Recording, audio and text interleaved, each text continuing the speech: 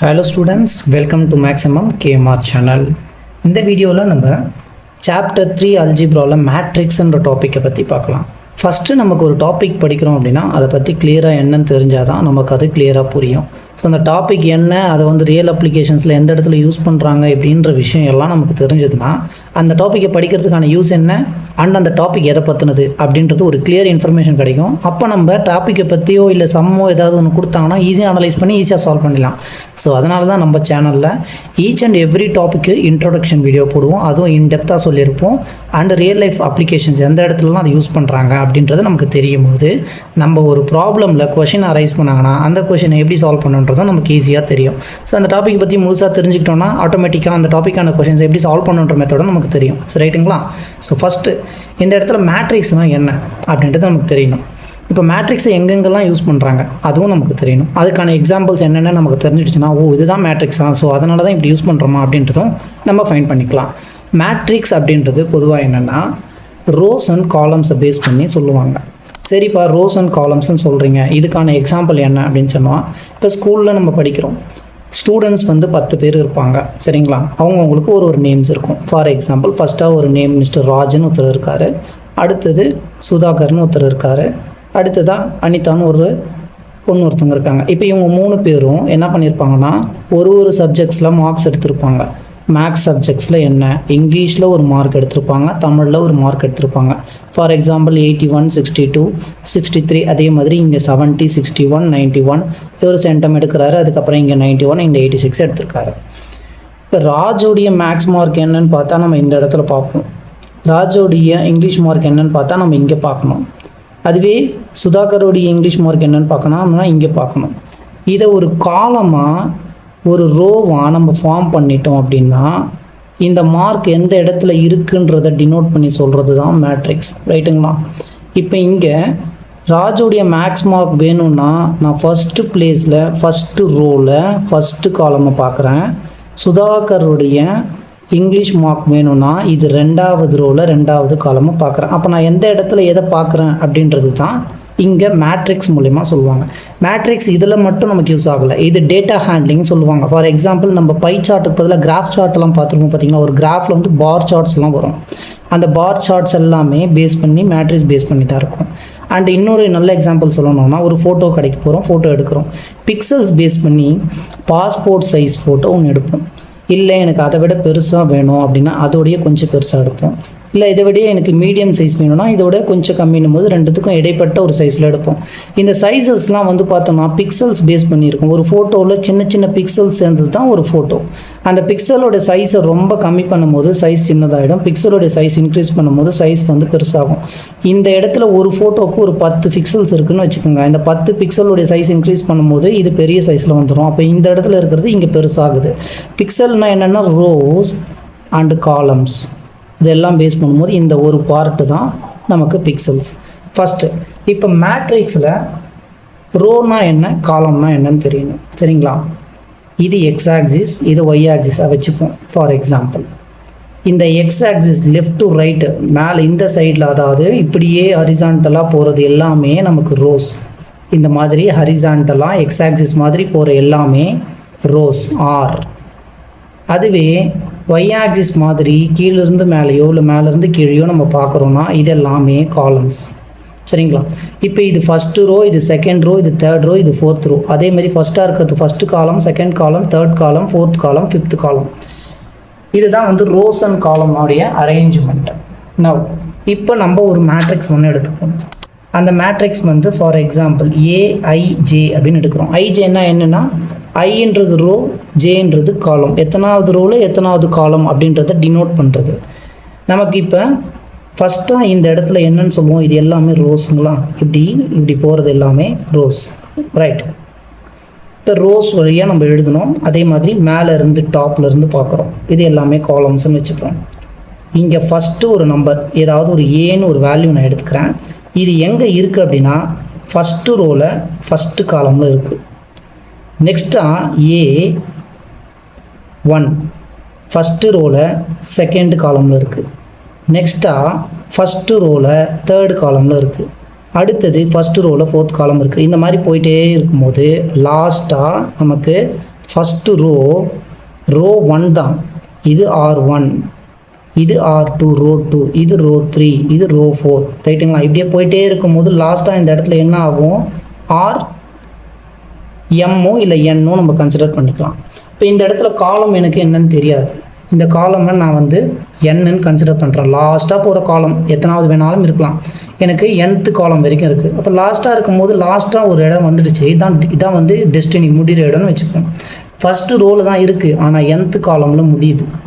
அதே மாதிரி இங்கே என்ன ஆகுதுன்னா, ஏ செகண்ட் ரோவில் ஃபஸ்ட்டு காலம், ஏ செகண்ட் ரோவில் செகண்ட் காலம், ஏ செகண்ட் ரோவில் தேர்ட் காலம், ஏ செகண்ட் ரோவில் ஃபோர்த்து காலம். இப்படி போயிட்டே இருக்கும்போது இங்கே என்ன ஆகும், கடைசியில் இது செகண்ட் ரோவில் இருக்குது, nth காலமில் இருக்குது. சிமிலர்லி ஃபார் இந்த சைடில் பாருங்கள், இது என்ன ஆகும், இது தேர்ட் ரோ. ஸோ ரோ 3 காலம் 1, ஏ fourth row first column, a fifth row first column. So a 5-1, இந்த மாதிரி A21, 3-1, 4-1, 5-1. இந்த நெக்ஸ்ட்டாக ரெண்டாவதாக இருக்கக்கூடியது I1, J1 எடுத்திருக்கோம். இந்த ஐன்றது ரோவை ரெப்ரசன்ட் பண்ணுது, இந்த ஜேன்றது காலமை ரெப்ரசன்ட் பண்ணுது. இப்போ இங்கே RM, அதாவது எத்தனாவது காலம் வந்தோம், லாஸ்ட்டாக வந்துட்டோம். அப்போ என்ன பண்ணணும்னா, எம்ன்ற ரோவில் ஃபஸ்ட்டு காலமில் இருக்குது. இப்போ லாஸ்ட்டாக இதே மாதிரி நம்ம இங்கெல்லாம் கன்சிடரேஷன் பண்ணி போயிட்டே இருக்கும்போது இது 5th காலமில் இருக்குங்களா, 5th ரோவில் இருக்குங்களா, இந்த 5th ரோவில் போயிட்டே இருக்கும். ஏ வந்து 5th ரோவில் nth காலமில் இருக்கும். இங்கே வந்து ஏ என்ன இருக்குது, ஏன்றது mth ரோவில் இருக்குது, காலம் nthல இருக்குது, அதனால இதை லாஸ்ட்டுன்னு சொல்கிறோம். ஸோ இப்படி தான் ஒரு மேட்ரிக்ஸ்கோடைய அரேஞ்ச்மெண்ட் வந்து இருக்கும். அடுத்ததாக வந்து மேட்ரிக்ஸில் எத்தனை டைப்ஸ் இருக்குது, அதாவது ஆர்டர் ஆஃப் த மேட்ரிக்ஸ் அப்படின்னு சொல்கிறாங்க. ஆர்டர் ஆஃப் த மேட்ரிக்ஸ்னால் என்ன, எத்தனை ரோஸ் எத்தனை காலம்ஸ் இருக்குது, ரோஸ் எத்தனை இருக்குது, அதே மாதிரி காலம்ஸ் எத்தனை இருக்குது அப்படின்றது தான் ஆர்டர் ஆஃப் த மேட்ரிக்ஸ்ன்னு சொல்கிறேன். இப்போ ஃபஸ்ட்டு நான் ஒரு ஃபார் எக்ஸாம்பிள் 2x2 மேட்ரிக்ஸ் எடுக்கிறேன்னு வச்சுக்கோங்க. 2x2 என்னென்னா 2 ரோ இருக்கணும், ரைட்? ஸோ இது வந்து ரோ 1 எடுத்துப்போம், இதை ரோ 2ன்னு எடுத்துப்போம். அதே மாதிரி காலம் 1, இது காலம் 2. அப்போ மொத்தம் எத்தனைனா 4 வந்து எலிமெண்ட்ஸ் வந்து உள்ளே இருக்கணும். ஃபஸ்ட்டு ரோனா A1 காலம் 1, ஃபஸ்ட்டு ரோவில் ரோ 1 காலமில் செகண்ட் காலமில் இருக்குது. அதே மாதிரி இது எங்கே இருக்குது, ஏன்றது செகண்ட் ரோவில் இருக்குது, ஃபஸ்ட்டு காலமில் இருக்குது, இங்கே செகண்ட் ரோவில் இருக்குது, செகண்ட் காலமில் இருக்குது. இங்கே என்ன ஆயிருக்குன்னா, இது தான் வந்து 2x2 மேட்ரிக்ஸ்ன்னு சொல்கிறாங்க. 2x2னா என்ன, 2 ரோஸ் 2 காலம் இருந்தால் அது வந்து 2x2 மேட்ரிக்ஸ். இன்கேஸ் 3 ரோ இருக்குது, R1, R2, R3 3 ரோஸ் இருக்குது. அதே மாதிரி காலம் வந்து C1, C2, C3 3 காலம் இருக்குது. அப்போ இதை என்னன்னு சொல்லுவோம், 3x3 மேட்ரிக்ஸ். ஏன்னா 3 ரோ 3 காலம். இந்த 3x3ன்றது ரோ இன்ட்டு காலம்னு அர்த்தம். இப்போ இதுக்கு ஒரு எக்ஸாம்பிள் 010, 102, 160ன்னு எடுக்கணும்னு வச்சுக்கோங்க. இந்த இடத்துல ரோஸ் நம்ம பார்க்கும்போது இது ஒரு ரோ, இது ஒரு ரோ, இது ஒரு ரோ, மொத்தம் 3 ரோ. காலம் நம்ம மேலேருந்து கீழே இல்லை கீழேருந்து மேலே பார்த்தா 3 காலம். அப்போ இந்த ஆர்டர் ஆஃப் த மேட்ரிக்ஸ் என்ன, 3x3 மேட்ரிக்ஸ். இதுதான் வந்து ஆர்டர் ஆஃப் எ மேட்ரிக்ஸ்ன்னு சொல்கிறாங்க. And then next row of the மேட்ரிக்ஸ்னும் என்னன்னு தெரிஞ்சிருச்சு, காலம் ஆஃப் த மேட்ரிக்ஸ்னாலும் என்னன்னு தெரிஞ்சிருச்சு. ஸ்கொயர் ஆஃப் எ மேட்ரிக்ஸ் அப்படின்னா என்ன, ஸ்கொயர் ஆஃப் எ மேட்ரிக்ஸ் அப்படின்னா, ஸ்கொயர் அப்படின்னா என்ன அர்த்தம், ஸ்கொயர்னால் சைட்ஸ் வந்து எப்போவுமே ஈக்குவலாக இருக்கும், ரைட்டுங்களா?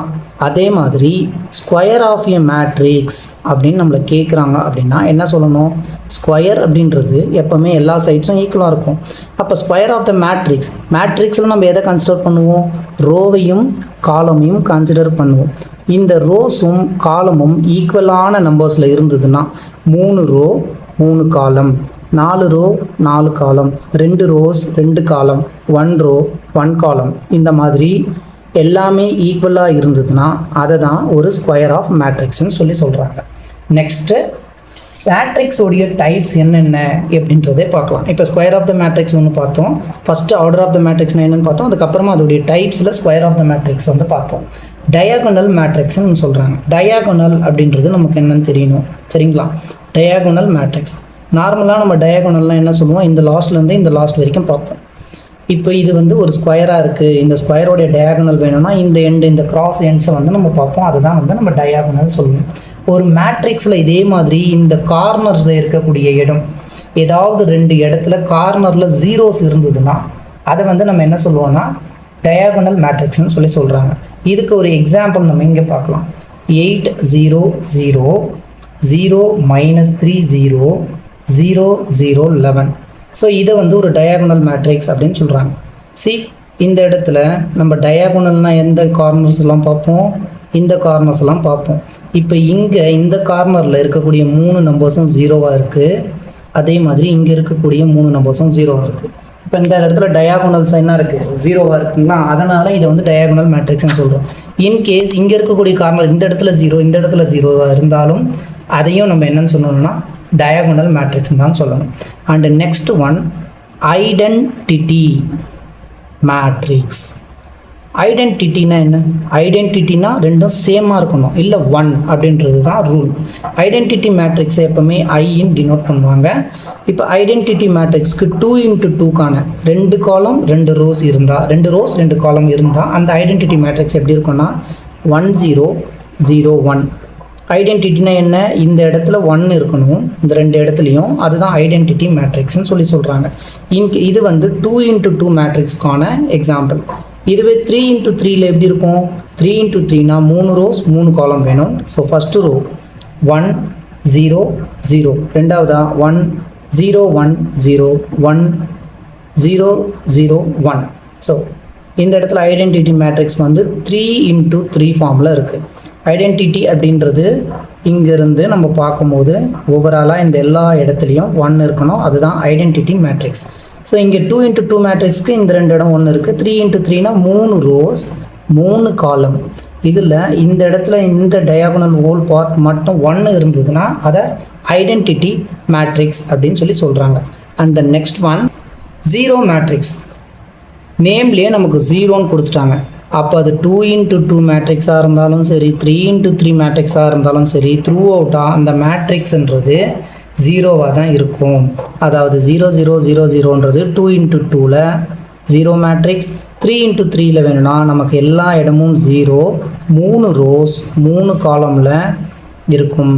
இது 3 ரோஸ், இது 3 காலம்ஸ், எல்லாமே 0ல் இருந்ததுன்னா இதை தான் வந்து 0 மேட்ரிக்ஸ்ன்னு சொல்கிறாங்க. அந்த நெக்ஸ்ட் டிரான்ஸ்போஸ் ஆஃப் மேட்ரிக்ஸ். டிரான்ஸ்போஸ்னால் என்ன?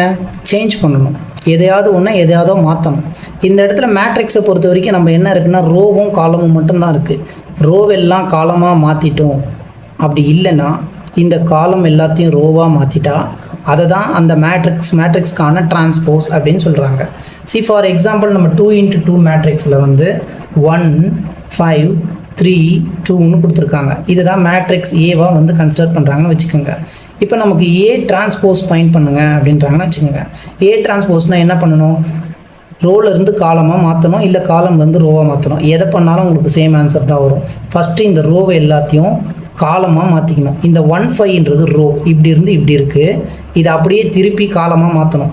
1 5ன்றதை நான் ரோவில் இருக்கக்கூடிய 1 5ஐ காலமாக 1 5ன்னு எழுதுகிறேன். இங்கே ரோவில் இருக்கக்கூடிய 3 2 இப்படி இருக்க 3 2வை காலமாக இப்படி மாற்றி 3 2வாக எழுதுகிறேன். அப்படி இல்லை அப்படின்னா நீங்கள் என்ன பண்ணலான்னா காலமில் இருக்கக்கூடிய இந்த 1 3ஐ ரோவாக மாற்றினீங்கன்னா மேலே 1 3 வந்துடும். காலமில் இருக்கக்கூடிய இந்த 5 2வை ரோவாக நீங்கள் மாற்றும் போது 5 2 ஆகிடும். இது 2 × 2 மேட்ரிக்ஸ்க்கான டிரான்ஸ்போஸ். சிமிலர்லி இன்னொன்று எடுத்துக்கலாம். எக்ஸாம்பிள் பின்றது ஒன்று கொடுத்துருக்காங்கன்னு வச்சுக்கோங்க. இந்த பின்றத 5 3 -1 3 × 3 மேட்ரிக்ஸில் 2 8 9 அண்ட் -4 7 5. இப்போ 3 × 3 மேட்ரிக்ஸ் கொடுத்துட்டாங்க. நம்மளை ஃபைண்ட் பண்ண சொல்கிறாங்க. என்ன ஃபைண்ட் பண்ண சொல்கிறாங்க? பியோடைய டிரான்ஸ்போஸ் என்னன்னு ஃபைண்ட் பண்ண சொல்கிறாங்க. டிரான்ஸ்போஸ்னால் இந்த 5 3 1 இருக்குங்களா, இதை அப்படியே ரோவில் இருக்கக்கூடியதை காலமாக சேஞ்ச் பண்ணிக்கோங்க. 5 3 -1. அடுத்ததாக 2 8 9 இருக்குது. அந்த 2 8 9ஐ காலமாக இப்படி எழுதுங்க. 2 8 9. இங்கே என்ன இருக்குது? 4 -4 7 5ன்றது ரோல் இருக்குது. அதை அப்படியே காலமாக மாற்றணும்னா என்ன ஆகும்? -4 7 5. இதுதான் பி டிரான்ஸ்போஸ். இல்லை நான் வந்து காலம்லேருந்து எனக்கு ரோவாக மாற்றுறது தான் சார் ஈஸி அப்படின்னு நினச்சிங்கன்னா காலமில் 5 2 -4 இருக்குங்களா, இப்படி பார்க்கும்போது இந்த 5 2 -4ஐ நீங்கள் இப்படி எழுதும் போது 5 2 -4. இந்த 3 8 7 அப்படின்றத நீங்கள் இப்படி எழுதும் போது ரோவில் 3 8 7 ஆகிடும். இந்த காலமில் இருக்கக்கூடிய -1 9 5ன்றது ரோவாக நம்ம மாற்றும் போது டிரான்ஸ்போஸாக மாறிடும். ஸோ இதுதான் வந்து transpose of a matrix. Next one triangular matrix. Triangular மேட்ரிக்ஸை பொறுத்த வரைக்கும் 2 டைப். ஒன்று வந்து அப்பர் ட்ரையாங்குலர் மேட்ரிக்ஸ், இன்னொன்று lower triangular matrix. So triangular மேட்ரிக்ஸ்க்கும் டயாகோனல் மேட்ரிக்ஸ்க்கும் கன்ஃபியூஸ் ஆகாதீங்க. டயாகோனல் மேட்ரிக்ஸ் அப்படின்றது 2 இடத்துலையும் இந்த மாதிரி டயாகோனல், இந்த சைட்லேயும் மேலே இருக்கக்கூடிய இந்த பார்ட்லேயும் 2 இடத்துலையும் வந்தால் தான் அது டயாகோனல் மேட்ரிக்ஸ். ஏதாவது ஒரு இடத்துல மட்டும் ஜீரோஸ் இந்த மாதிரி எல் ஷேப்பில் வந்திருக்கு அப்படின்னா இங்கே கீழே இருக்குது. ஜீரோன்றது எல் மாதிரி இந்த டயாகோனல் கீழே இருக்குது. இதை நம்ம எல்லாத்தையும் கனெக்ட் பண்ணோன்னா நமக்கு இது ஒரு ட்ரையாங்கிள் மாதிரி இருக்குங்களா? இது எல்லாத்தையும் நம்ம கனெக்ட் பண்ணோன்னா ஒரு ட்ரையாங்கிள் மாதிரி இருக்குது. இந்த ட்ரையாங்கிள் கீழே இருந்தது அப்படின்னா அப்போ நம்ம என்ன சொல்லுவோம்னா இதை அப்பர் ட்ரையாங்குலர் மேட்ரிக்ஸ்ன்னு சொல்லணும். அதுவே இந்த ட்ரையாங்கிள் ஷேப்பில் ஜீரோஸ் வந்து நமக்கு டாப்பில் இருந்ததுன்னா அதை வந்து நம்ம லோயர் ட்ரையாங்குலர் மேட்ரிக்ஸ்ன்னு சொல்லணும். ஸோ இன்கேஸ் கீழே கொடுத்தாங்க, கீழே வந்திருக்கு எனக்கு ஜீரோஸ் எல்லாம் ட்ரையாங்கிள் மெத்தடில் அப்படின்னா அது அப்பர் ட்ரையாங்குலர் மேட்ரிக்ஸ் சொல்லணும். அதுவே மேலே டாப் நாட்சில் வந்து உங்களுக்கு இந்த இடத்துல ட்ரையாங்குலர் ஷேப்பில் ஜீரோஸ் இருந்ததுன்னா அதை லோயர் ட்ரையாங்குலர் மேட்ரிக்ஸ்ன்னு சொல்லிட்டு நம்ம வந்து டிஸ்கிரிப்ஷன் கொடுக்கணும். ஸோ இந்த மேட்ரிக்ஸை வந்து பார்த்தோம்னா ஜிபிஎஸ் சிஸ்டம்லேயும் யூஸ் பண்ணுறாங்க. Global positioning system. நம்மளுடைய லொக்கேஷனை நம்ம இன்னொருத்தருக்கு ஷேர் பண்ணுறோன்னா அது சேட்டலைட் வழியாக போயிட்டு என்கிரிப்ட் அண்ட் டீக்ரிப்ட் ஆகும். அந்த டீக்ரிப்ட் அண்ட் என்கிரிப்டில் ரோஸ் அண்ட் காலமாக தான் நம்பர்ஸ் வந்து ஃபார்ம் ஆகி லேட்டிடியூட் அண்ட் லாங்கிடியூடைய டீட்டெயில்ஸை வந்து மேட்ரிக்ஸ் ஃபார்மேஷன் பண்ணி தான் நமக்கு மறுபடியும் கொடுக்கும். ஸோ இது வந்து ஒரு ரியல் டைம் எக்ஸாம்பிள். இதோடைய மேட்ரிக்ஸோடைய இன்ட்ரொடக்ஷன் ஃபினிஷ் ஆகிடுச்சு. நெக்ஸ்ட்டு வந்து important questions and then matrix ரிலேட்டடில் இருக்கக்கூடிய எல்லா எக்ஸாம்பிள்ஸ், எல்லா எக்ஸசைஸ் கொஷின்ஸ்க்கான சொல்யூஷன்ஸ் வந்து கிறிஸ்டல் கிளியர் டிஸ்கிரிப்ஷனோட உங்களுக்கு வீடியோ வந்து நாங்கள் போஸ்ட் பண்ணுறோம். அண்ட் அந்த வீடியோவை மறக்காமல் பார்த்தீங்கன்னா பிடிச்சிருந்தால் லைக் பண்ணிக்கோங்க. தேங்க்யூ.